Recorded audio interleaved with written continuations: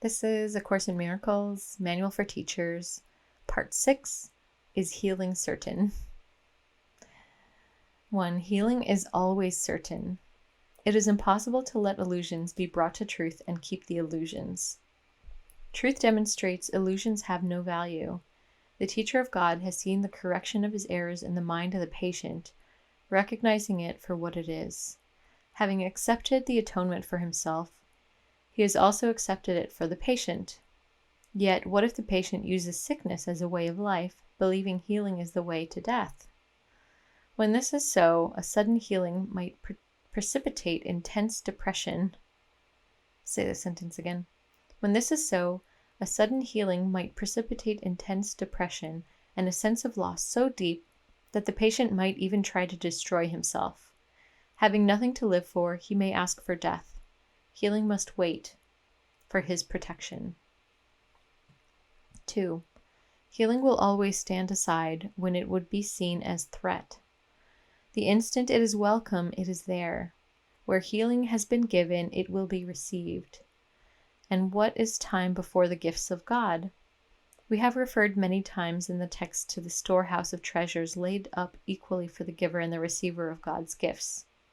Not one is lost, for they can but increase. No teacher of God should feel disappointed if he has offered healing and it does not appear to have been received. It is not up to him to judge when his gift should be accepted. Let him be certain it has been received, and trust that it will be accepted when it is recognized as a blessing and not a curse. It is not the function of God's teachers to evaluate the outcome of their gifts. It is merely their function to give them. Once they have done that, they have also given the outcome, for that is part of the gift. No one can give if he is concerned with the result of giving. That is a limitation on the giving itself, and neither the giver nor the receiver would have the gift. Trust is an essential part of giving. In fact, it is the part that makes sharing possible, the part that guarantees the giver will not lose but only gain. Who gives a gift and then remains with it, to be sure it is used as the giver deems appropriate, such is not giving but imprisoning. It is the relinquishing of all concern about the gift that makes it truly given, and it is trust that makes true giving possible. Healing is the change of mind that the Holy Spirit in the patient's mind is seeking for him. And it is the Holy Spirit in the mind of the giver who gives the gift to him. How can it be lost? How can it be ineffectual? How can it be wasted? God's treasure house can never be empty. And if one gift is missing, it would not be full. Yet, is its fullness guaranteed by God? What concern, then, can a teacher of God have about what becomes of his gifts? Given by God to God, who in this holy exchange can receive less than everything? So some things I want to share about this section is the teacher of God has seen the correction of his errors in the mind of the patient, recognizing it for what it is. So again, this is what I was talking about in the previous section, which is that the teacher of God, or the person doing the healing, it's your responsibility as the teacher of God or the healer to make the correction in the mind, to perceive differently. And it starts from there. and that this part of having nothing to live for, he may ask for death, where if a patient has used sickness as a way of life and they believe healing is the way to death, then healing must wait for his protection. And I think that's pretty important because it's about, meeting someone where someone is. And, our job isn't to impose or to make the process more difficult. But healing will always stand aside when it would be seen as threat. The instant it is welcome, it is there. And I've definitely had times in the past where I wanted to do healing because I could see that maybe a person needed it, or I could already see what would make a shift and that would help them. But, it takes a person's willingness. You can't just impose that onto other people. But the instant it is welcome, it is there.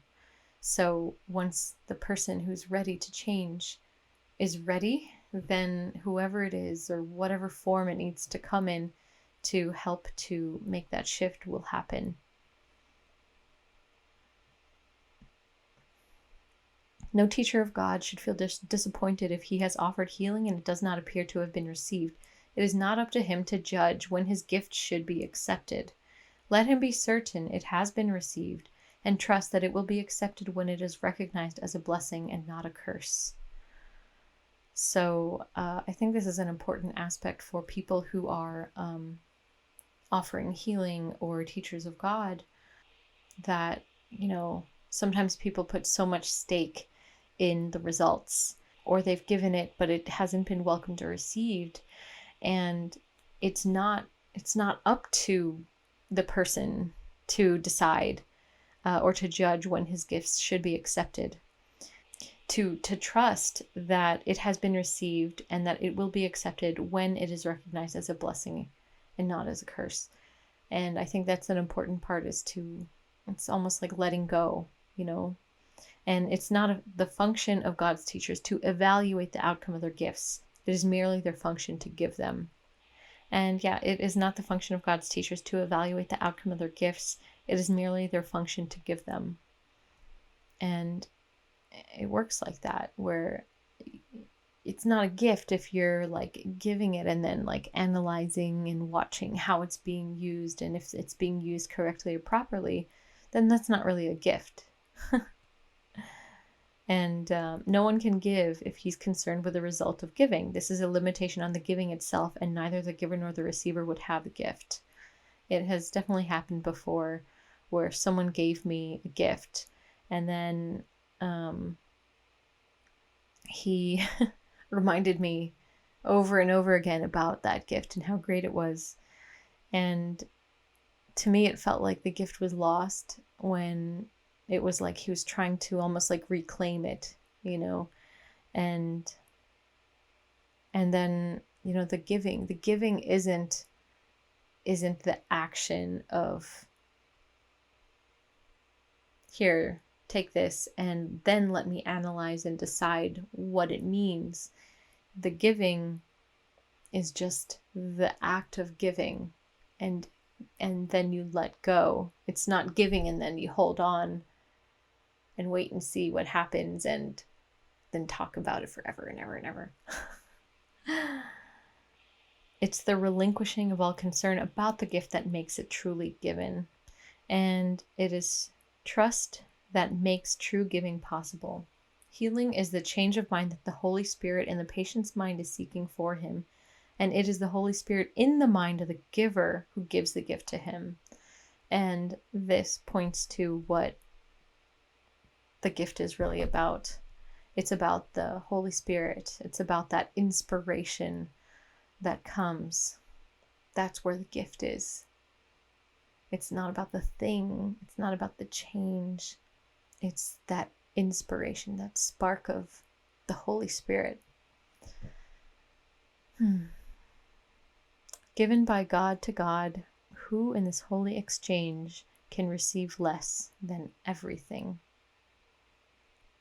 So when you're in this true giving mode or receiving mode, where it's not giving from ego and it's giving from the God within us, the Holy Spirit within us, that it's not giving for some other reason, but just because, then who in this holy exchange can receive less than everything? That's where the gift is. That is where the gift is. Thank you. That is all for part 6. See you for the next one.